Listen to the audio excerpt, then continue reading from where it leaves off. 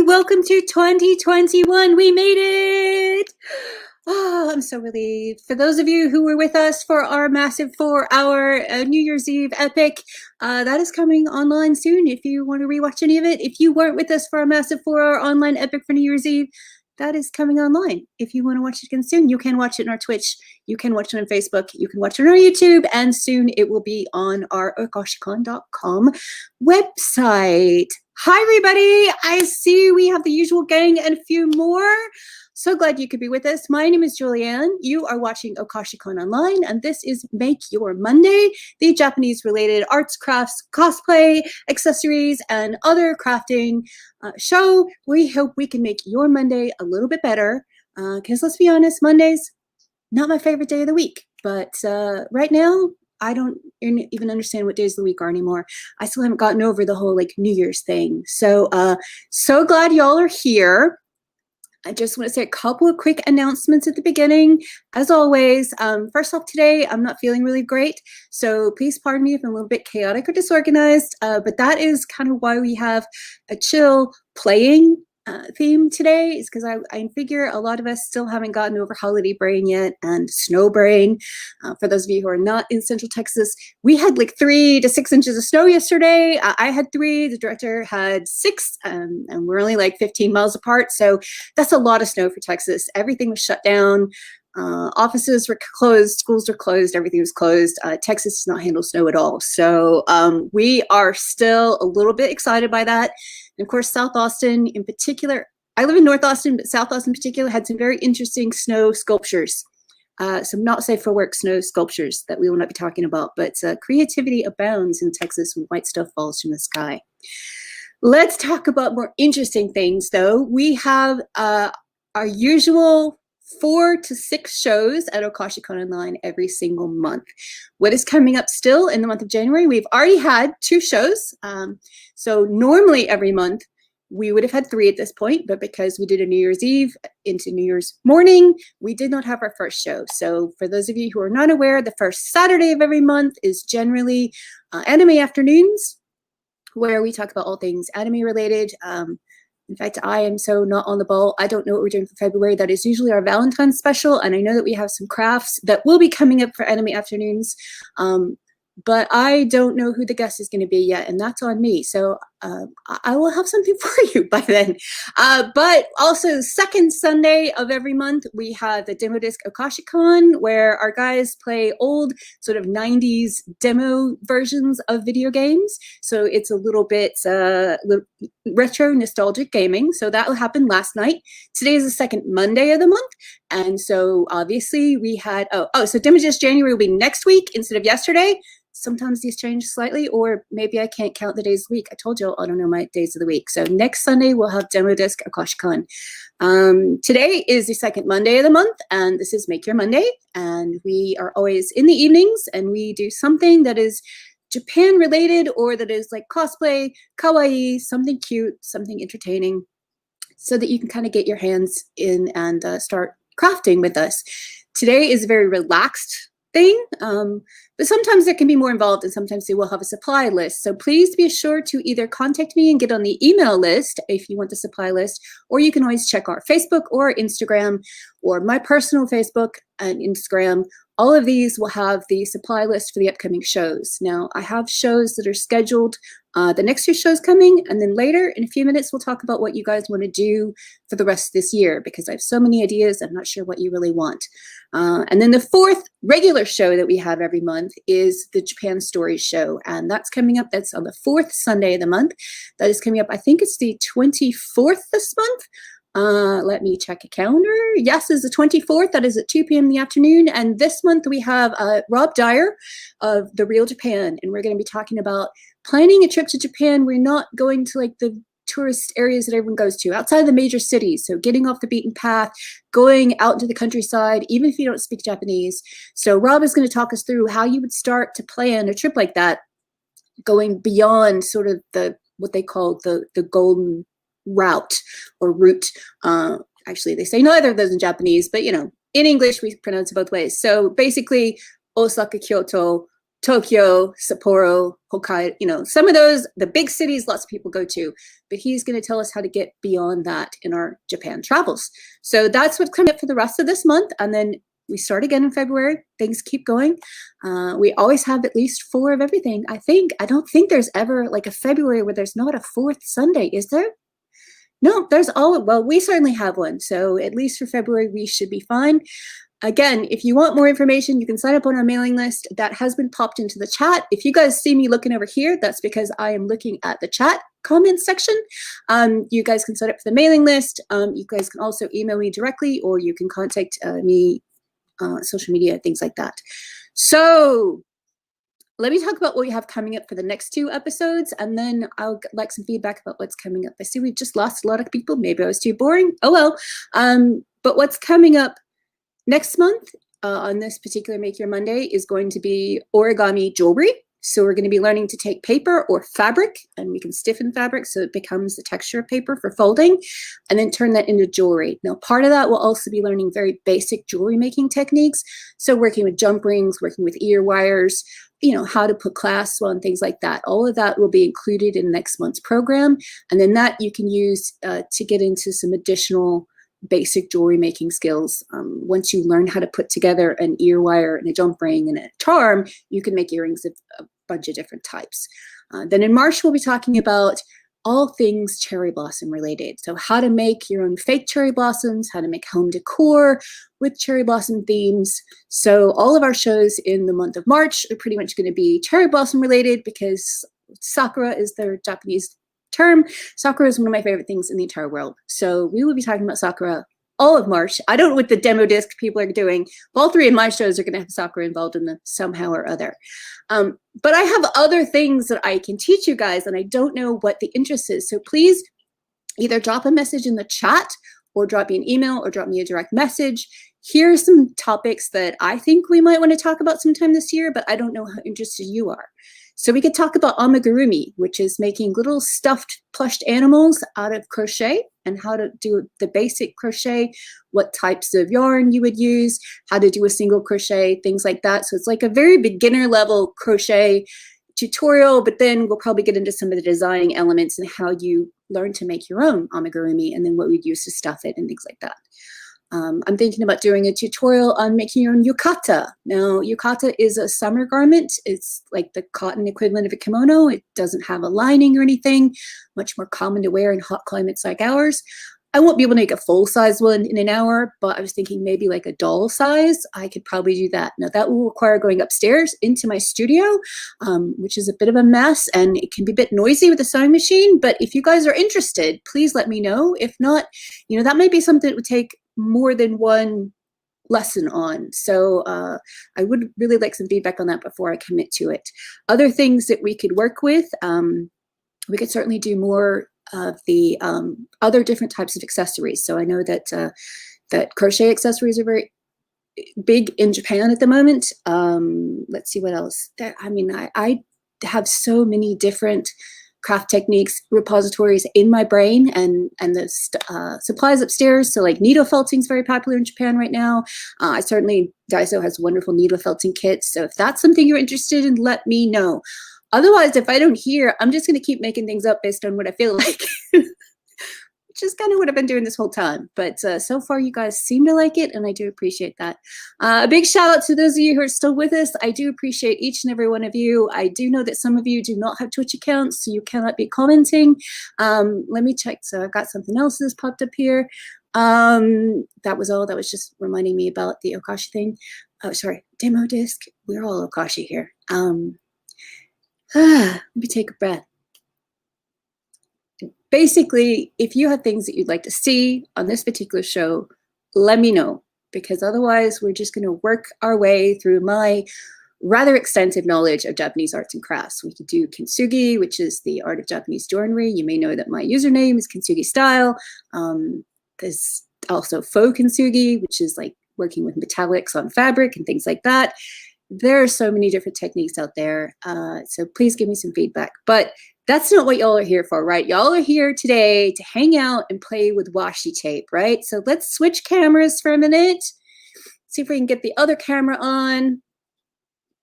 Yay! This is a small portion of my washi tape assortment, and this is a journal, because we're going to talk a little bit about bullet journaling and using washi in your bullet journaling or in your scrapbooking.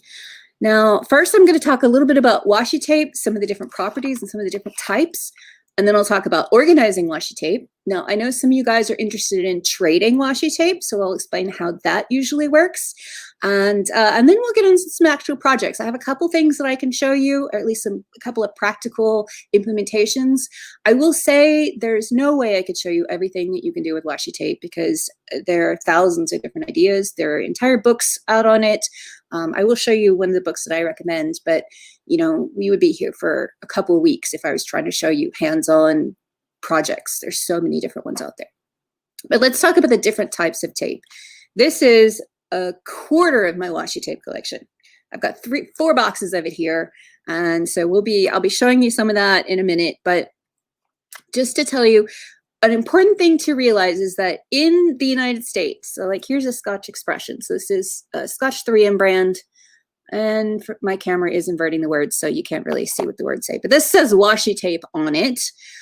In Japan, you will never see this called washi tape. Why is that? That's because this isn't made of paper anymore. It's called paper tape because it's used on paper, but the word washi in Japanese is like on my background here. This is a paper that's made out of mulberry. I have exactly one tape that is made of true washi, and it came from a washi factory in Tokyo where I learned to make hand-pulled washi paper. Let me pull that one out. I think I put it in this box. Yeah. So this one is made out of actual paper, and this is real paper that then has adhesive added onto the back of it. This is the only true washi tape in my collection, because everything else I have is made out of some kind of plastic or polyvinyl, basically. These are all made out of synthetic materials. Some of them I have are made of fabric, but this is the only one that is truly made of paper. So we call it washi tape, but in Japan, they're going to call it masking tape. Because it works in very much the same way as what we in the West consider painter's tape or masking tape, things that you would use, you know, to keep your edges crisp when you're painting. And the audience is gone again. So, oh well, thanks for those of you who are still with us. Still really appreciate you guys. So, I want to tell you just a little bit about different kinds of washi tape so that you know what you are buying. Again, if you are looking online, you're going to look for masking tape if you're going to a Japanese store. All of these will be considered a masking tape or a colorful masking tape. But in the West, if you're Googling it, if you're looking on Pinterest, you're looking for ideas, in English, it's generally going to be washi tape for all of these, even the ones that are not remotely paper related. So just to show you some examples, these are all fabric. These will still be called washi tapes. So I'm going to use that term completely interchangeably today, and you don't really need to pay much attention to it. But let's look at some of the properties of this tape just quickly, because it's important to know what you're working with. So some of the more traditional tapes are very translucent. So I don't know if you can see the pattern coming down through multiple layers of this tape. It is a semi-transparent or a translucent tape. And that becomes important when you start layering them over each other. Now, different brands have different levels of opacity. So I find the Scotch 3M brand, which is a Western brand, has a lot more, it's more opaque. It's not completely opaque. You can still see through some of it. But then you get to some of the metallics made by the same brand, and these are truly opaque. You will not really be able to see through those. Other things is that different brands have different adhesives, different stickiness to them. So again, I find that the Scotch 3M brand, because they are a tape company and they make all kinds of different tape, they have the strongest adhesive to them. This will be important if you're trying to make something that's going to have a lot of wear and tear. So you'll see people who've made, I was trying to figure out where my phone is. My phone is that camera. So that's why I can't see it. It's over my head. Some people do like put washi tape on their phones. They'll put washi tape on their electronic devices. But if you're handling it all the time, these tapes are going to peel back up on you. They are very low tack. They're repositionable. Let me see if I can get this one started somehow. I find that's one of the most difficult things about washi tape is finding the ends sometimes. But they, see if you can see how clear that is. You can still see through it pretty well. You can see color through it, but also it just doesn't stick very, very well at all. It's meant to be that way. So if you are not familiar with this and you're like, why is it peeling up on me? That is really how it's designed. It's designed to be a completely removable tape. And if you want it to last longer, you're going to need to do something to seal it in. So if you did want to have it on a phone case, for instance, I would put it on your phone and then put a clear cover over it. If you wanted to have it on, you know, some people use it on glass to make little votive candles or things like that. I don't have a lot of these things handy to show you. I do have a glass here. Oops, let me pull some stuff out. So some people will take a glass like this, and that's certainly one of the projects we'll do today, and just put decorative washi tape on here, and then you can drop a votive candle in there. Something like this where you're not going to do a lot of handling is fine. You're probably not going to have to worry too much about the tape coming off. But if you like to move your candles around a lot, you will start to see the tape peeling back up off of it. And that's where I would go over it with something like Mod Podge or an acrylic sealer. You can use a matte medium, a gel medium, well, any type of gel medium, a matte, a gloss, a semi-gloss, anything like that. Mod Podge is basically the same type of thing. You can use a clear glue to hold it down. You can actually de-sticky your tape. You'll take your tape if you want to make it, remove this adhesive that's not very good, and you'll take it on any type of cloth and just run it a few times over there. It's going to pick up the lint from your clothing. It's not even going to do it in a way that you can necessarily see. But you do this enough times and you're going to pick up enough lint that eventually the tape is not really going to stick down to anything anymore. And then you can just use this to glue on a project. So that's going to be your most secure option if you want something that is really, really not going to move and it's always going to stay exactly where you put it. You're just going to take this. You can try to glue with the adhesive still on there, but I find that a lot of glues don't like going onto something that's already kind of tacky and it takes longer to dry. But your mileage will vary, and certainly every single brand of tape is going to have different properties to it. So if you have any questions about what washi tape is, let me know. I think most people have encountered it at some point in time. It's available at Target, it's available at Daiso, it's available at just about every card making supply, scrapbooking supply store. I mean, most big box stores, things like that. They're all over the place.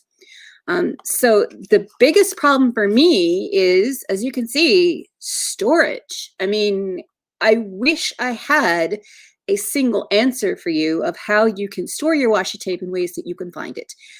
This happened to be an old cutlery drawer. When we moved into this house, this didn't fit in the cabinet, so we had to get another one, and I just repurposed it. These in particular I put in by color, or in some cases by texture. These are all like metallics, except this one didn't fit in there. So some of these are metallics and glitters, otherwise they're by color. Some of these are by big famous companies. This is from Ranger. So if you know any of the scrapbooking stores, Ranger or like alcohol inks, Adirondack inks, things like that. This is a very famous American brand.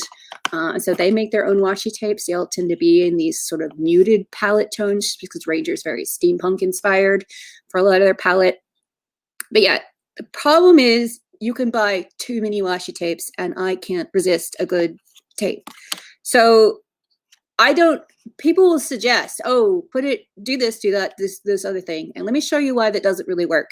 So as you can see, I don't know if you can tell, these tapes, let me just pull out some random tapes. They are different sizes, different diameters.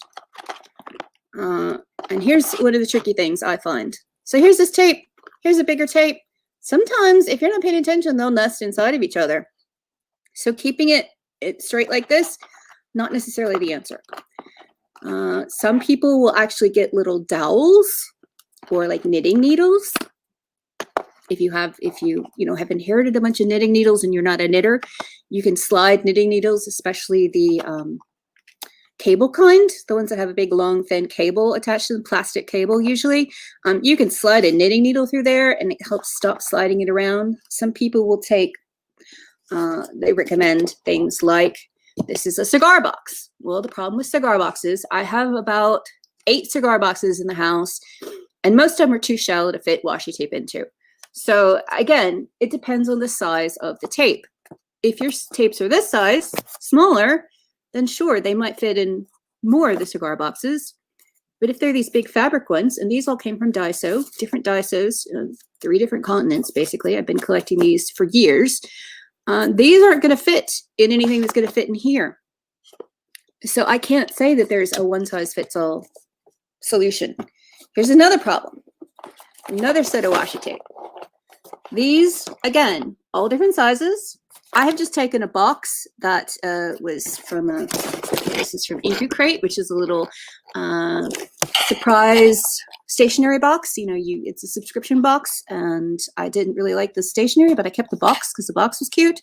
But some of the tapes you really have to keep them in the plastic boxes, because otherwise, in these cases, these are just little beads on there, and these could come off. So you need to store them, keep storing them in their plastic containers. This is a tape that is pre-cut. Here's another one of the same thing. These are pre-cut into little petal shapes. And again, I wouldn't trust this out loose and around, because those petals can pull up and just unravel the whole thing. So that needs special attention. But otherwise, you know, some people be like, hey, sure, fine, just go ahead and keep them in a box like this. But as you can see, they roll about, they slide. I tried to keep these in some semblance of order, like this is my Sakura theme, this is my sort of travel themed, but then these rolled over there, and I don't have an answer for that either. Again, a lot of people will cut holes, will slits, so they can shove dowels down here and then have a roll on a dowel. You know, that might work for you, but then if you want to pull out one particular tape, you've got to pull the whole thing off.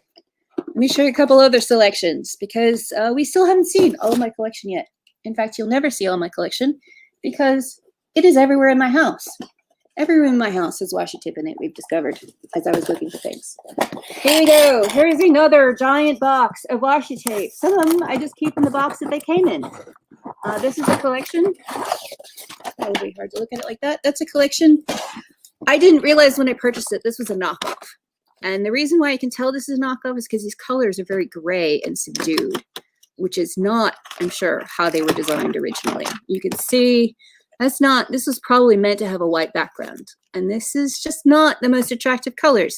I bought it on Amazon. I didn't know. I don't know who the originals might be from. I don't know where to go back and repurchase them from. But just be aware that if you're buying things that seem too good to be true, for starters, I can tell you that these tape rolls, let's see if you can see on the diameter here, there's a lot less tape on there than there is on a roll like this.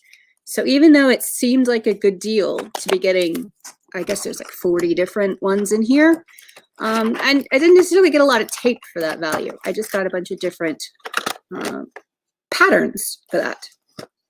Other ways that you can store washi tape. Well, if you go to Daiso, which we all know, unfortunately the Austin Daiso is closed right now because of COVID stage 5 restrictions. And Daiso Online doesn't seem to be restocking a whole lot, probably because Japan is completely closed right now, again, because of COVID restrictions. But if you do go to Daiso, you can buy little things like this. This is a washi tape dispenser. These are my Hello Kitty themed washi tapes. In fact, they didn't all fit in there. And these you can actually just have the tape out, and this is a little serrated edge like you have on, you know, your aluminum foil, your saran wrap. So you can keep these fully extended. I will often pull out whichever tapes I'm currently working with and put them in a container like this.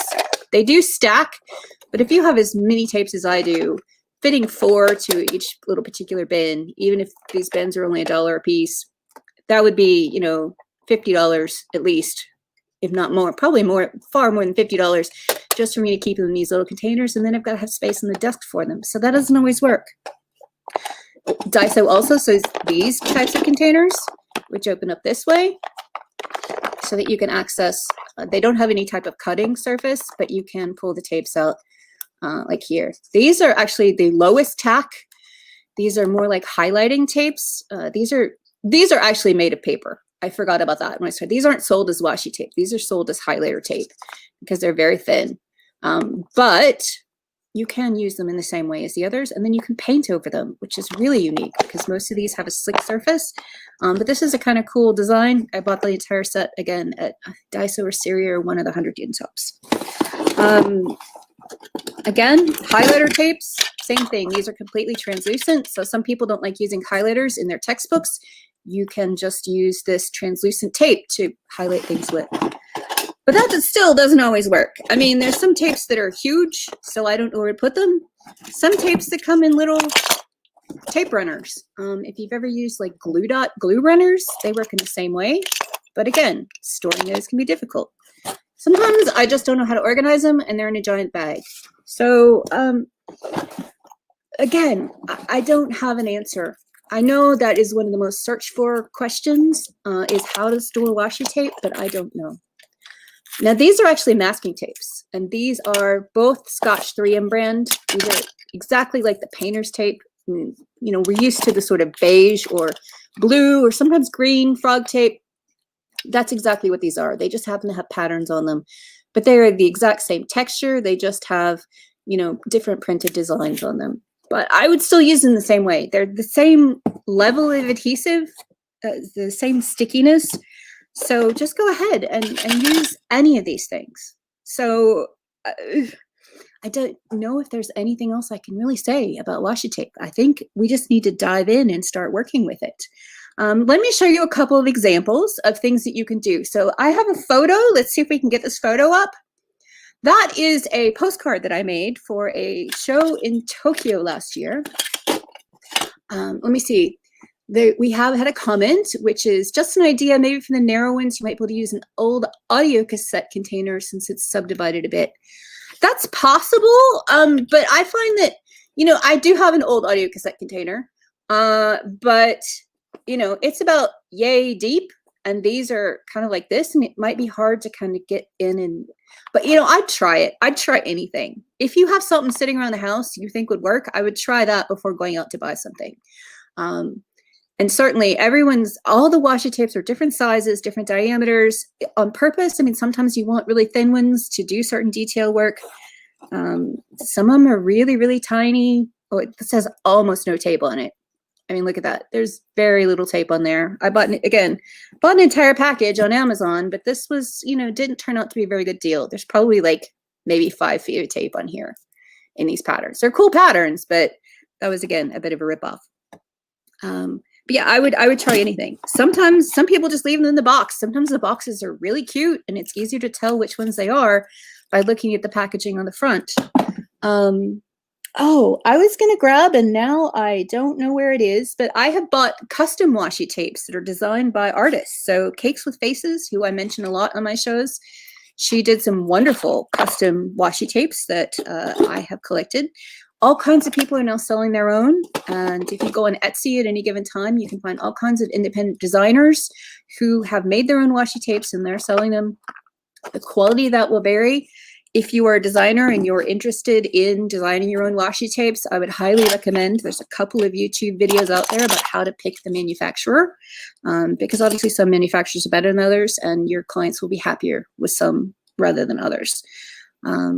I guess the only other thing I'd say in here, there's an accessory. This is a little tiny cutter that, again, bought at one of these 100 yen shops. You pop it in like this and then seal up the side here. Doesn't fit on all types of rolls. I mean, doesn't want to fit on this roll, that's for sure. It's a little bit too deep. There you go. Kind of force it. Oh, that's because I'm doing it the wrong way. There we go. See, this way you have it as a little cutter on here. I don't find this is necessary in the slightest because all washi tapes are going to tear with your fingers. Absolutely all of them. Like, let's pick the one that I was just fiddling with before because that's probably loose already. All of them are going to just, in fact, tear maybe even when you don't want them to. They're super easy. You don't have to use any force. The only ones that you sometimes have to do are these plastic. They're really plastic metallic-y ones. Might need cutting. even then, not necessarily. Most of them are designed to tear complete with your hands. So while these cutters are cute, I don't think that they're in any way necessary. I wouldn't go out of my way to purchase them, unless you're like me and you're just sitting there staring at them going, huh, I wonder if it's any good. But, you know. Let's talk about, so the photo that you saw, that was, I just did an entire background with washi. So it's nothing terribly exciting about it. It's that it was a white card and I covered it completely, and that was with the these little paper ones. Okay, we can take that photo down. But yeah, it was these little paper ones. And I just covered backgrounds of postcards, made a striped background. That's pretty normal. Another thing here, this is a Christmas ornament that I made 2 years ago, I guess. I have also done Christmas cards. I mean, again, I can't show you all the different options because it would take too long, but I put some origami paper on one side and I put different washi tapes on one side. You can tell that it's discolored somewhat since I did this. So not all of these tapes will be light and color fast. There's really no way to know, except you can sometimes tell when you're looking at the edges. If the edges start yellowing, you can tell that something is going on. Either it's oxidizing, sometimes it's exposure to the sun. I think in this particular case, this was getting sunlight on it because this was originally, I can't see which one this was. I can't tell which color it was. I think it was probably this green, and then it's faded into the blue as it's been hitting the sunlight. So again, this isn't really archival material. This isn't something that you're going to want to use, you know, for something that you want to last a lifetime or become an heirloom. It's just not that type of product, especially because these are all synthetics. These are all plastics anyway, and the adhesives are not necessarily acid-free. But let me see where I can go with this. So the way that I created this was I literally just laid down the tapes and then cut around the edges. You can, let me just show you. Let's just play. I'll just show you some samples. And while I'm doing that, I'll talk about trades, because I know some of you guys were mentioned being interested in doing washi tape trades.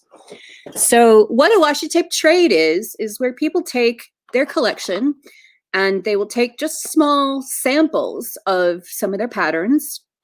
Usually there'll be a number that's specified in the trade, like 10 patterns, or, you know, 10 patterns, and it should be about 3 feet each. I mean, it's between you and the person who's trading, but if you're in a round robin, usually there'll be select rules. And so how do you then take some of this washi tape off the roll and trade it with other people? So this is where we get into, my friend, the freezer paper. My desk is really small, so this can get interesting here. I'm sure I'm going to drop things. Freezer paper, I hope you can see, has this shiny side on it. And that means washi tape completely transforms. It's already repositionable and reusable to some degree, but this becomes sticker backing. You can do so many different things with it. So if I was doing a washi tape trade, some people will take the paper. Will wax paper work? Yes, wax paper will work, but I find that the wax sometimes sticks just a tiny bit. It's not usually a problem, but this is a plastic, and I find that it doesn't stick quite as much. But if wax paper is what you have, I'm sure it's probably going to work fairly well. So sometimes for trades, because you're wanting to put it in a regular mailing envelope size, let's see if I can get this out of the way, you would cut it down into a smaller size, and then I would fold it so that you've got a long strip like this. And then you're just going to take your tape. If you have a size restriction, like it has to be a certain number of feet or inches of tape, that's harder to measure. You kind of have to hold it up on your mat and make sure that you've unrolled. Sorry, I can't tell when my hands are in camera. Sorry. My desk is so tiny. Wait until I decide to move upstairs sometime, where I have a huge desk up there. But then I had to get my body upstairs, and that's awkward. As always, with any kind of tape, getting it started is the hardest part, and getting it started where it doesn't want to break apart on you. I recently broke most of my nails, which is why they're so incredibly short, so it's difficult to get tape started. But you can just take your tape and you're going to wrap it around You could put cardboard in here if you want it to be stiffer, but this tape obviously doesn't matter if it's wrapping on top of itself, because it's not going to ruin it to wrap on top of itself. And you would just keep wrapping and wrapping and wrapping until you have the amount that you want. So say you've got 24 inches. Maybe you want to roll out the 24 inches on your table and then put it onto your little card here. Another alternative could be, I'm going to remove this from here. Maybe you want to have your paper be the full length. So if you have said, you know, the 3 feet of paper or 24 inches paper, whatever it is, you would just get a piece of freezer paper that's as long as the trade that you need. And then you can just lay out your washi tape on there and then roll it up and send it that way. So you can do it lengthwise. Now, cool things about once you've already got your washi tape on a single layer on freezer paper, you can now treat this like it's going to be a custom sticker. So I did talk about bullet journaling. Now, I haven't really done bullet journaling because that involves a level of organization that I do not have. But what a lot of people do for their bullet journals, they might have something that looks like this, which is a blank journal. And then they'll divide up their sections so that every day has a different section in it. And you can quickly do that with your washi tape. So I want to take a 2-page spread. I mean, I've already got some cute detail on here, but say I want to make it so this can be a weekly planner or a weekly bullet journal. I would go ahead, and again, this is like watching me thread a needle, y'all. This is the hardest part because I can't see. I'm old. Honestly, because it's fairly translucent as well. But you go ahead and you can divide your page up with your washi tape. But now you know the width of these sections. So I'm going to pull out my ruler. This is about 2 inches. From here to here is about 2 inches. So I could get out my freezer paper. Let's pull out a new section of freezer paper here.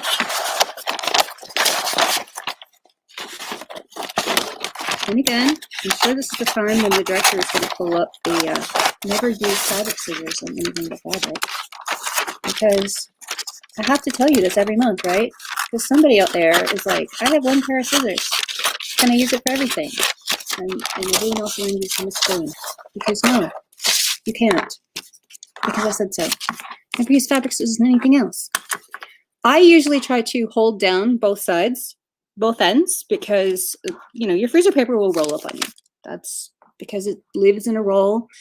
It's going to have some kind of strange curvature to it. Paper does that. Paper has a memory. Tape has a memory too, but not as much as paper does. But okay, I have to take a breath and then start peeling the tape.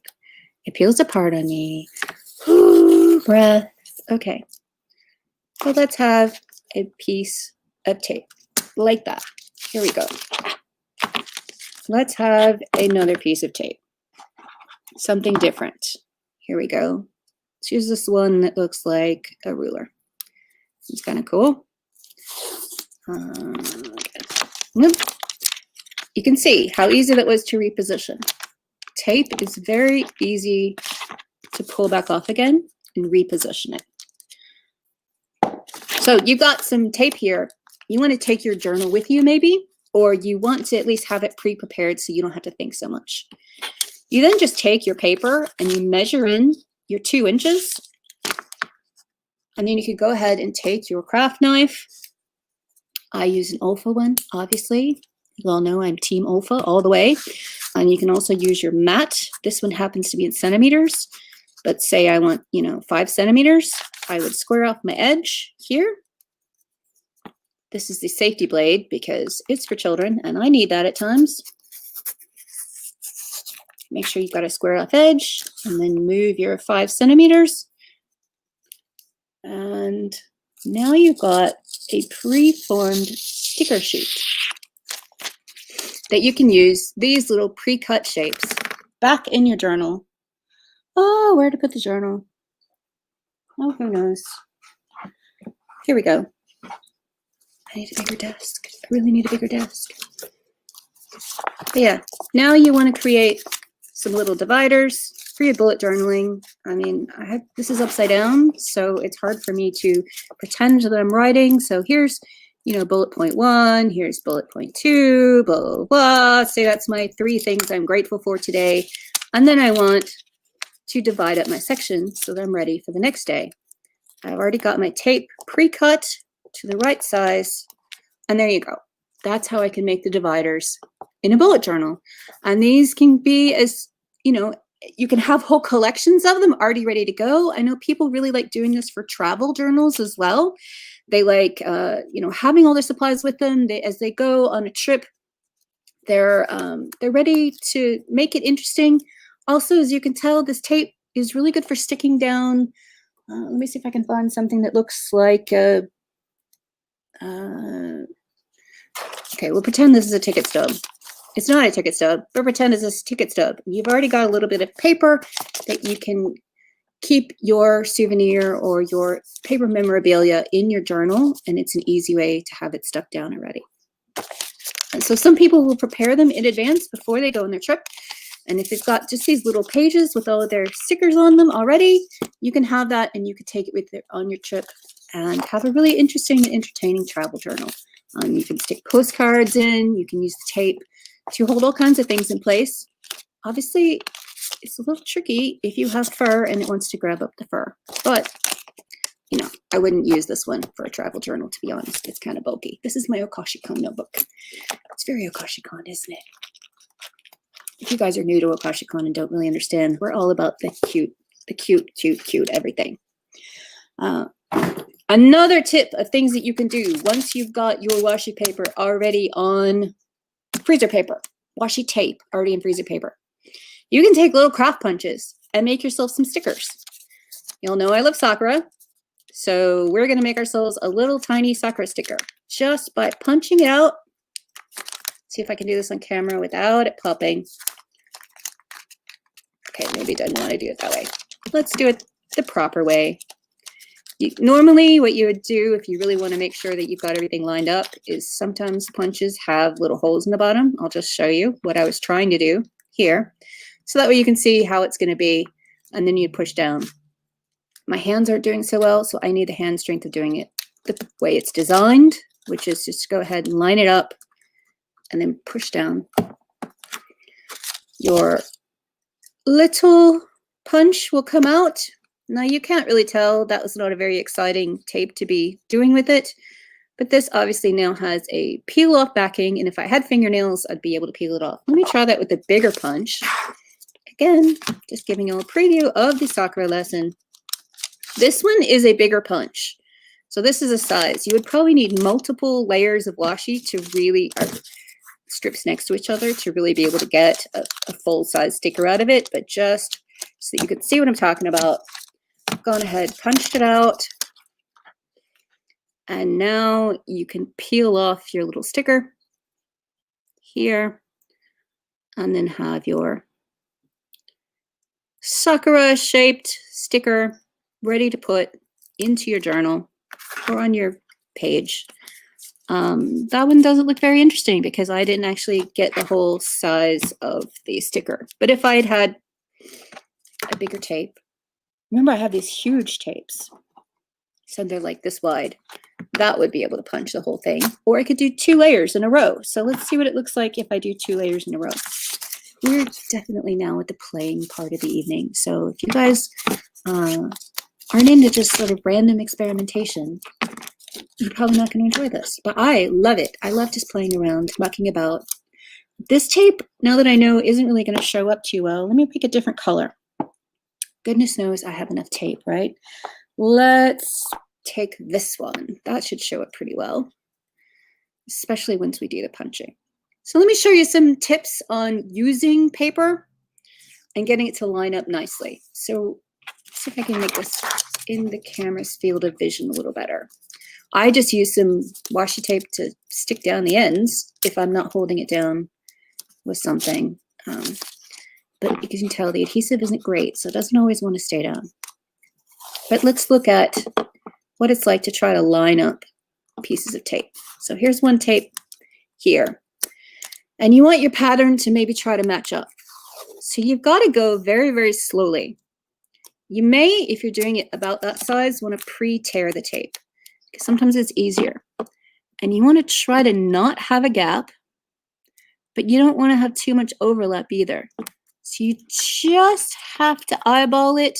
I mean, I did a really good job, which is surprising. If I hadn't done such a great job, you could just lift it back up again, especially if you're working on the wax paper. It's not going to remove any of the adhesive off the back. You don't have to worry. You can keep fiddling with it and keep fiddling with it. But now that we've got a bigger size on there, let's go ahead and try the punch again. There we go. This punch doesn't cut all the way through, but now you can see that's what it's going to look like. It's actually, you can't tell, it is embossed. I don't think there's any way you can tell. There we go. You can kind of see that the punch has actually created little emboss marks. That's just part of the design. Now again, you would really be better off with some fingernails at this point, maybe some tweezers. Which I don't really have, and I don't think y'all want to sit here and watch me attempt to pull it apart. You're just going to have to take my word for the fact that obviously it is just as easy as any other die cut sticker. It's not the kind that have the nice cracked back on them, where you can buy some of those, but it is, you know, your own personalized sticker. You've got your own shape, you've got your own pattern. Let's see, what else should we talk about? Let me talk about some other, is that how you work with the translucency, because you can do some really interesting effects based on how translucent or opaque your individual project is. So I'm going to grab a different notebook. Let's see if I can. I got so many things, and sorry, I've got so many things and only so much space on my desk. Here's a different scrapbook. It's one I bought at a Japanese dollar store or something. That's not important. The important thing is this is a brown sheet of paper. And so you will, although this looks like a white tape with black on it, you will start to see the color of the paper coming through. And that is why knowing the opacity of your tape is really important. Because if you want this to show up true white, it's not gonna, you have to put clear white underneath it. So you can see that kind of blends in with the background of the paper. You can tell that it's there. You could tell that there's a little bit of whiteness to it. Some people do their entire collection and they do a bunch of, see again, line things up nicely. There we go. It helps if you keep tension on both hands. It helps keep it nice and straight if you want to line it up perfectly. Keep the tension, keep it nice and straight. This one you can tell is far more opaque. You're not seeing as much of the brown background bleeding through, but you are seeing a little bit. This is not a true white. I'm not sure how well that's reading on camera, but yeah, this is no longer a true white. You can tell there's a little bit of difference from how it is on here and how it is on there. But let's, again, if you wanted to, you can do layering intentionally, so that you can see one type of tape through another type of tape. And that's going to lead us into another project that I'm working on in a minute. But wow, you can tell some of these are getting old because they just want to shred instead of. It's the same thing as masking tape. You know how masking tape, after it's a couple years old, and then you got to get it off your hand. After it's a couple years old, it doesn't like to hold its shape quite as well as it did. But usually once you get started, it's fine. So here's a nice stripy one. And I'm going to go ahead and put that over these two. You see that? Can you tell how you can see through this, what looked white? It looked, well, it looked gray on here because you can see through it. But that's almost completely translucent. So you can build really interesting effects by layering a translucent over an opaque, or by layering two translucents over something that has a colored background to it. I find that is fairly fun, and don't know where I put that Christmas ornament. As you can see in the Christmas ornament that I made, I did that intentionally in some places here. Had a little bit of intentional overlap because that gave me an extra darkness. That was a little bit of a different, just a little bit of a different visual element there. Did the same thing, I guess here, there's a little bit of overlap, but you can see that this sparkly metallic one, which is this sparkly metallic, is completely opaque. Doesn't matter what you put it on, you're not going to see anything through there. And again, I can still tear that with my hands. Now this is very low tack, so it doesn't want to stick terribly well, but once it's on the paper, you can burnish it down like with the back of your scissors.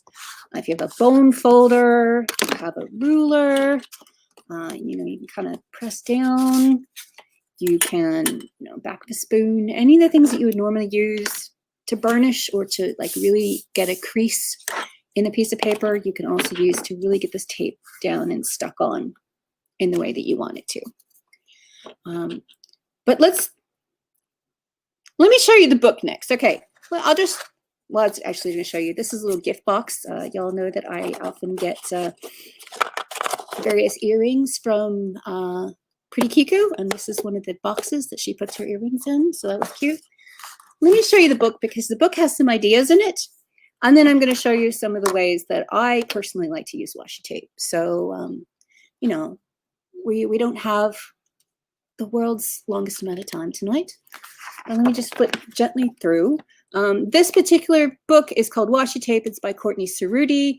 There is another one that is also called Washi Tape something, or Washi Tape Crafts by Amy Anderson. It really doesn't matter which book you get because they're all just ideas. I probably, if this book hadn't been on sale at Half Price Books, probably wouldn't have bought a book because you can go on Pinterest and look up washi tape projects and see 10,000 or more. This one just happens to be a really nice assortment of things. So to give you some ideas, she does talk about some of the storage options, which, like I said, I don't necessarily agree with. So let's see how much of this you can see on the camera. She's just got a little paper crown, some home decor projects. She has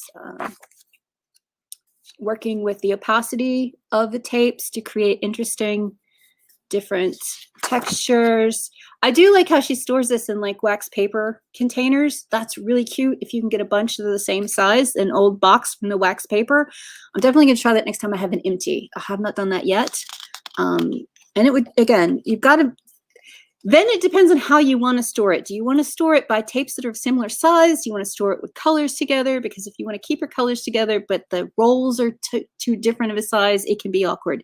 But this is probably a really economical option if you're the type of person that has a lot of these that, you know, you wind up with empties. We don't go through that much except for parchment paper, baking paper, and baking paper doesn't have the little ridge on it, so it's not necessarily going to be any better because we get pre-cut baking paper, so there's no like little tear strip on it.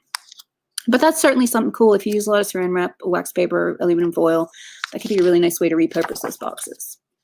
Let me just quickly go through here. This is what I'm going to show you an alternative version of because this kind of annoyed me. She's calling this plaids. But for the weavers here in the audience, you know who you are. You might be looking at how she does it, and she's not actually weaving this tape. She's just putting layers one way and then layers the other way and letting the opacity of the tape give you an illusion of a woven design. I'm going to show you how to do an actual woven design in a minute, because why not? But another thing that she's done is she's just taken the tape and she's put it on the freezer paper like I did, and then cut it into little triangles and has put it back down to look like a cool patchwork. So I thought that was really cool. I'm basically just showing you that there is no end of interesting projects. This one, she took a vintage photograph, put the tape down, traced around this lady's collar, and made little circles for her cheeks. I don't really like the end result, but I think it's kind of cool. She's made little washi tape hats for these people. This was very popular to be sort of upcycling old photos. I want to say 8 to 10 years ago. It was really a fad in the scrapbooking world. I think that's pretty much come and gone now. Another interesting thing that she does, she talks about if you lay out all your tapes in advance, you can cut freeform shapes out of it the same way that I did with the punch. You can use stencils, you can use whatever you like. So if I had wanted to, I could have done all of this onto a solid piece of cardboard and then cut the shape out. Now, I was lazy. I just bought a pre-cut cardboard shape and then made the ornament out of it. But I could have just had the cardboard, put the tapes down, and then cut out the tree shape. And that's a lot faster in the way that you would lay down the tape, and then slower in the cutting out part. Just depends on what you have on hand and how much work you're willing to do. But yeah, this particular book, she creates a custom bird shape to create a mobile. So a bird and feather shape. This is where she's added some tape. This looks very much like Ranger brand tape onto a glass like this one to create a votive candle. I think at one point she actually just took those little tea lights in their little metallic container. Don't know where that was, but she didn't even put it in a jar. She just took the votive lights and just wrapped washi tape around it. Oh well, I'm not going to show you every single thing in here. She also puts it on the wall. I mean, obviously painter's tape, this was originally designed for painting. And so I have orange peel texture on my walls, so sticky things don't stick necessarily all that well. But if you have a nice smooth wall and you can put up like decals or things like that, you can design your own mural out of the washi tape. Or especially, they have washi sheets, washi tape sheets. So it's like a full size of regular paper, and it's all sticker, and then you can just cut things out of it. I don't happen to own any of those. I've never actually seen it for sale in person. I have seen it online, but I've never bought any. Just put some on furniture. Now, if you were to put it on furniture, I would definitely go over it with Mod Podge for furniture or a Mod Podge hard coat, because otherwise that is going to peel back off on you with any type of friction up against it. Jewelry making, shoes. Okay, I thought that was odd. Anyway, just to give you some samples, here we go. There's the tea lights, which she just wrapped around the edge of the tea light. Didn't even put it in a holder or anything. Just fancied, made a little bit of extra decorations. A lot of people will use washi tape to design. This is someone's laptop. That was kind of fun. I've certainly done it on like spare hard drives, things like that, just so you can tell them apart, especially if you have a whole bunch of hard drives that are the same brand and they look the same and they're all stacked up. Can you tell that I'm married to someone who's in IT? Because we have a lot of this type of just plain silver looking things that all look alike. Making little flags. There's so many different things that you can do, and I couldn't even begin to show you all of these. And again, you don't need a book. You can go on Pinterest. You can go online. You can just Google washi tape craft or washi tape home decor, any of those types of things. But yeah, here's one that she used a stencil. This is the negative. This is the positive. She created her own. I hope this gives you plenty of ideas. I mean, honestly, if it is pretty much any surface that is mostly smooth. So if it's very strongly textured, like the pebbles on my walls, or like this is a sequin. You probably can't see terribly well, but this is sequins. Nothing's going to stick on a surface like that. But if it is metal, if it is plastic, if it is glass, if it is paper, chances are your tape is going to stick on there just fine. The only problem is how long do you want it to last? So if it's something that you're going to be handling, obviously you need to seal the edges in. You see it goes just fine on the paper, on the glass. Keeping it straight is harder. I didn't do a very good job of that. You might not want to overlap your edges too much because obviously you can see where that seam is. But once you burnish it down, you get the air bubbles out. This is not really going to go anywhere. I can still remove it just fine because it is a masking tape. It will peel back off again. But also, if I don't peel it off, it's still going to stay on there for quite some time. You don't really have to worry about it when you're using it in home decor projects. Do we have any questions? So otherwise, I'm going to show you my personal techniques for making some frames to go like around a postcard image, and also my personal technique for making a true plaid, an actual woven plaid out of paper. So find my paper scissors again. Now, one of the questions I often get is, can you use washi tape on fabric? And the answer is sure, for a little while. It's not going to stay put. Absolutely nothing you can do is going to keep it there. But they showed examples of people in one of the other books or videos that I've seen. People, if they're making a special t-shirt for like a little kid's birthday and they just want to have, you know, Tommy's 3 and he's never going to wear that shirt again because it's only for his 3rd birthday, you can just make like the number 3 out of washi tape and leave it on there, and that's totally fine. Well, let me pull up some tape and show you some ways that you can create your own weaving out of tape. I'm going to actually stick this down onto my mat first. This poor little dotted tape is going to get all the love today. I really recommend, if you are going to be making your own woven paper or woven tape design, to make sure your paper is really solidly held down. You don't want it sliding around or curling up on you.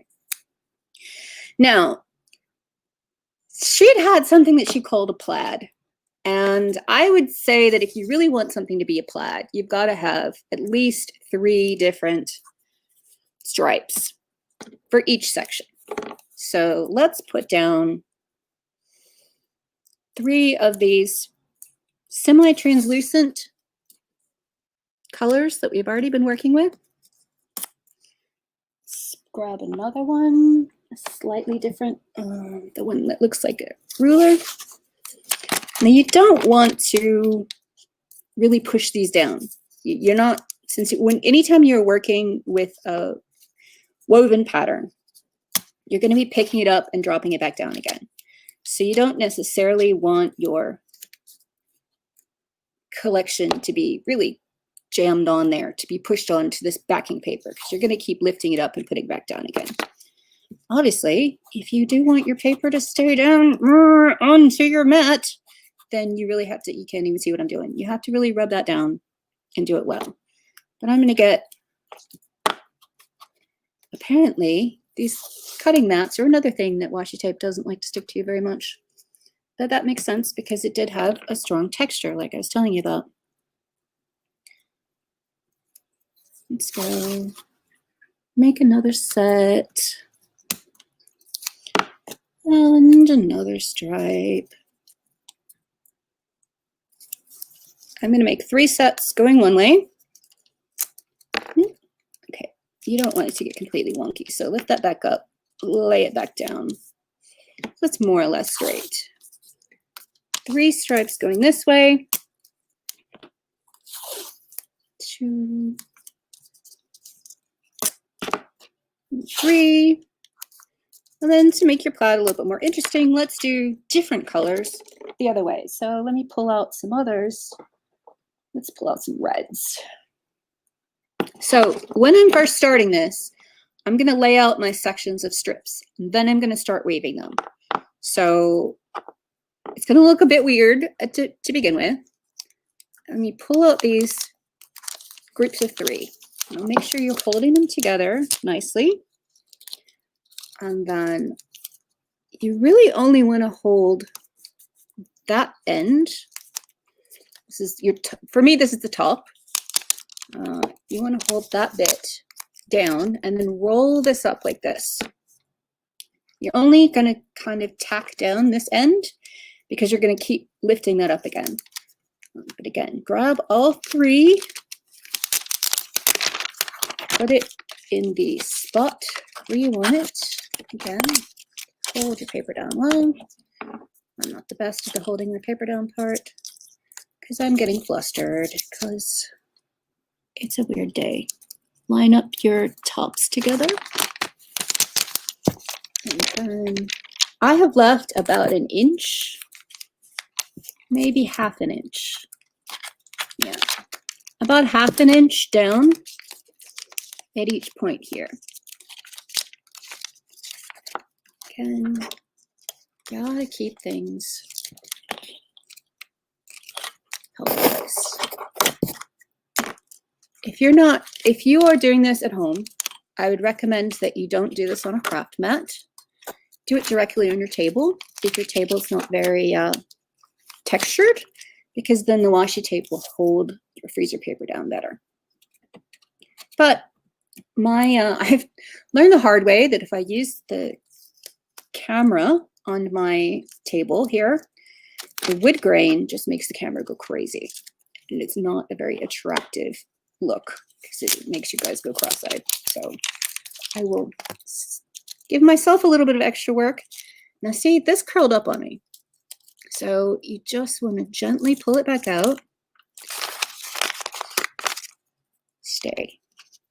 It's worse than a dog here. You can't tell it to stay. Gently pull it back out. Let's fix this again. Washi tape is incredibly forgiving. So if you're used to working with duct tape to do crafts, this is nothing like it. Duct tape, once it's stuck on itself, is not going anywhere. Washi tape will come back no problem. You can unstick it. I'm just going to give a slight press just to hold these 3 pieces of tape to each other while I'm lifting them back up again. And I'm using this tape to continue to hold it down. So again, I'm trying to line up the top starter position, start position here, and then hold it down by about ½ an inch and roll this up. Now, let's pull out my other tapes, although I have managed to drop half of them in the process here, or use some of them to hold other things down. So there we go. Now I want another, let's say 2 strips of 3. I realize this is not the most interesting thing to sit here and watch, but I appreciate you guys for sitting here and watching this whole thing. Now I'm going to do 2 sets. And this time I'm going to be smart because I know I'm doing 2 sets, and I'm going to go ahead and start with the same one each time. So you don't have to watch me. I learn. Actually, I knew that already. And of course, once you're live on camera, half your thoughts go out your brain. So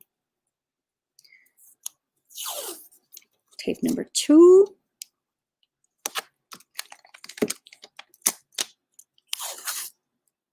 Again, gonna kind of push down in the middle between them. As you can see, you can still tell that little bit of translucency gives you an interesting dimension in between those. If you hate that, then use opaque tapes, or use, you know, maybe one translucent and some opaque ones that aren't going to show through. You know, alternate is what I'm trying to say. Alternate opaque and translucent. Okay, so, oops, obviously forgot a 3rd tape. There we go.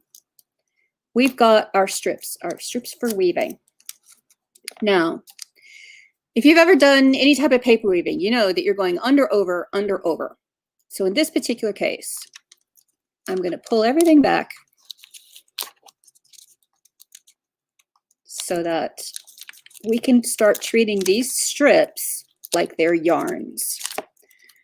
It is fiddly, not going to lie, but I think it's going to give you a pretty impressive end result. Maybe these aren't the colors of tapes that you would be impressed by, but obviously once you're doing this yourself, use whatever you like, whatever speaks to you, whatever matches your project. So in this case, I'm going to let this one go under that tape. So I'm going to press this down. And I'm going to let this tape go underneath this one. So this is where the weaving magic starts to happen. So this tape, I'm going to put it back down. And then leave the top bit still rolled up like that.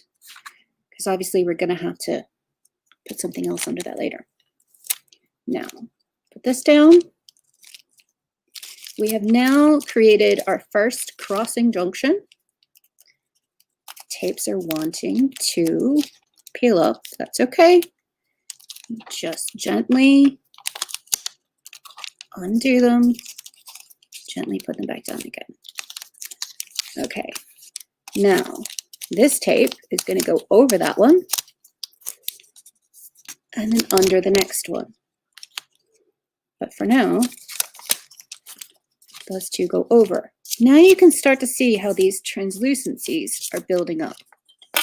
They're building up to where you can tell which layer is which fairly easily. Now, I'm pulling everything back so that when we move up the next layer, I can now move this one. I'm going to completely pick it up and put it aside at the top now. You could put it at the bottom. I mean, if you have more pages, just put it somewhere that it's not in the field of where you're weaving. And they pulled apart. It's okay. I'm not going to worry about that one just right now. Just going to put that aside. I'm going to have to put this section back together. But this one went over. So for the next one, it's going to go under. That one went under. The next time it's going to go over. So again, because this is now going under, if it's the under section, go ahead and put it down. Now, let's rebuild this segment.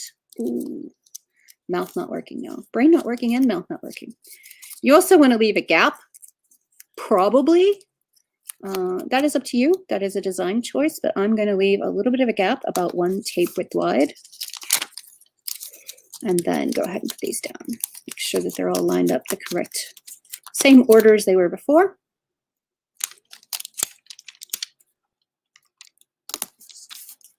And now, because this one went under the last tape, it's going on top of this tape. You could obviously do this at a much bigger scale, but hopefully you can tell that is not an optical illusion. You have actually, if you've done this, you have actually woven this tape. So that really, very clearly is going under that set. This one's going over and then under this direction. And I think that is far more interesting than most of the other projects that I've seen using any type of washi tape. So I hope that you got something out of that. I hope it's shown you that it's fairly easy to keep working with washi tape and to keep folding it back and forth, and how working with translucencies gives you a lot of interesting and neat effects. Now, if you're like, but then if I want to take this and put this on another piece of paper, you don't necessarily have to do that. You can work on the original paper, on the finished paper that you want it to be on. Because this is very repositionable, you don't have to worry about it running out of stickiness or adhesiveness while you're working on a small project like this. However, if you wanted to do this and then put it on your wall, I find it easier to work on something like this paper and then gently peel it back. Remember, make sure all your connections are very solidly burnished in. You don't want to burnish in the bits that are just on the wax paper, but where tape is sticking to tape, press that in well. Then you can peel this whole thing off like it's one of those professional decals, put it on your wall or your project, your box, whatever it is that you're trying to decorate with. So one last thing that I'll show you, and then I will let you go because we're almost at the 1.5 hour mark. So I'm just going to show you how to do a quick mitered corner. Now, say you want to do, say you have a postcard. I was going to bring one to show you this technique and then totally forgot. Let's pretend that this here is your postcard.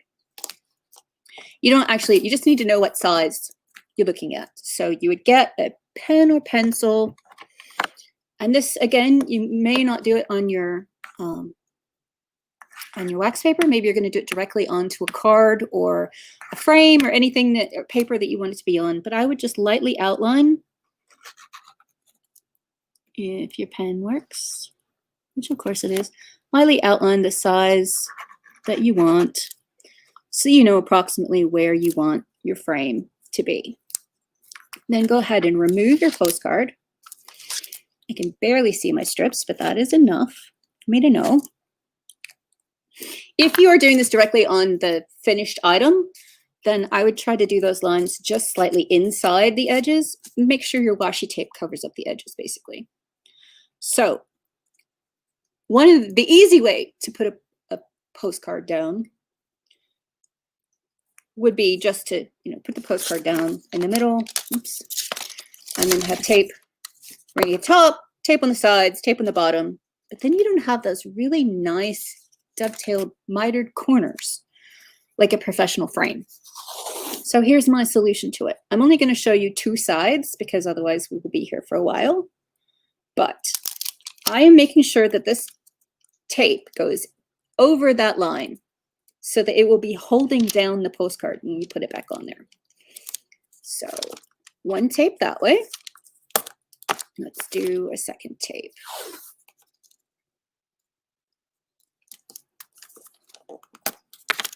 And in this case, I do have to do one whole side and then do another section because they're going to be overlapping in a certain way. So I can't do it like I did last time where I'm doing one strip and then another strip and one strip and then another strip. Sorry, you know, one lengthways, one lengthways.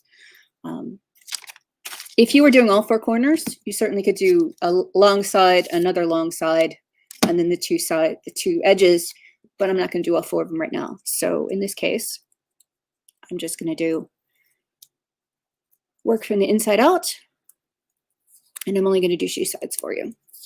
I'm going to go ahead and cross that over. See, normally I would think because of the opacity, and again, stay inside the line, because of the opacity of the tape, you wouldn't necessarily want to do this because you can see through here. I don't know how that shows on camera, but I can see the number 9 right underneath my red tape. Say I don't want that. Say I want it to be really, really clear which one, you know, there's no overlap on these corners at all. So again, just like we did before, you're going to burnish down your sections a little. What was the other tape I used? This florally one. This is not the best color combination, but oh well. When you're in your own house, you can make whatever color combinations you like. But anyway, this is approximately where your corner is going to be. So this is what you do. In order to make a really nice mitered corner, you're going to take your ruler and your craft knife, or safety craft knife in this case. You're going to give it a 45-degree angle, corner to corner here, and you're going to very lightly go over this with your knife. Washi paper is very thin. You don't want to cut through your entire backing paper. So you're just going to very lightly, almost no pressure, score over it a few times. You will now see, oh, and in fact, I already went through the paper. See, that was I was using almost no pressure, but I went 4 times, so that was too many. We're going to pretend that we didn't go all the way through the paper. Honestly, I would be doing this on a cardstock. So even if you did sort of score just a little bit into the cardstock, that's going to be fine. But here what you do, now that you've got your corner, and pretend that this is still holding together, you take this top section, and now you can peel away this corner of it so you have no more overlap there. You're going to peel this side up so that it comes up off of the paper. And now that you can remove from the underside the pieces of tape from the opposite direction, put it back down, and now if I hadn't done something weird, anyway, it's because I lined up the tape weird, but now you can see that is a perfectly mitered corner. And if I'd done if I'd lined the tape up properly to begin with, so let me move it. This was my fault again. When you're not doing things on camera, you can pay a little bit more attention. Let's try this again. Now move it so that things line up exactly tape for tape.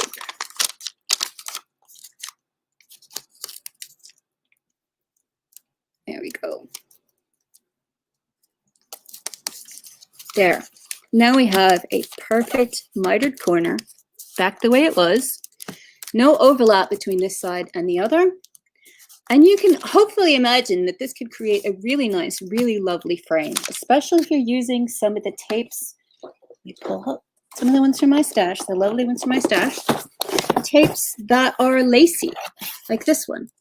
That could create a really interesting scalloped edge on the outside, or some of the tapes that are really fancy you could have a really cool project. You would then go in and lift up the inside section, stick your postcard or whatever it is in there, and now you've got a cool frame, a cool photo. It's a way to reuse Christmas cards or repurpose Christmas cards, etc. So that is, I think, all that I wanted to show you today. We can probably turn Craft Cam off, and I can say goodnight to you guys. Thank you so much for joining me today. Thank you for staying the entire time. I really appreciate you all. Please send me feedback about what you'd like to see on the show over the next couple of months. Remember that in February, we are going to be doing origami jewelry, so working with paper or fabric, and then some basic jewelry making techniques. And in March, we will be talking about making artificial sakura and home decor that is sakura themed. So a little bit of applique there and a little bit of paperwork there. So I hope that you have enjoyed tonight's presentation. I hope that you will join us again next month, and I certainly hope that you will also consider coming to some of our other Okashicon shows, like Anime Afternoons, Demo Disco Okashicon, and Japan Stories.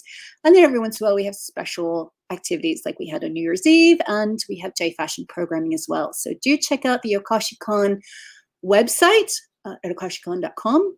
And check out Okashicon's social media. We're most active on Facebook and Instagram. We also do have a Twitter account, so hopefully you'll get all the news of our upcoming programming there, or do sign up for our mailing list, where you'll get an email approximately once a month detailing what shows are coming up that coming month.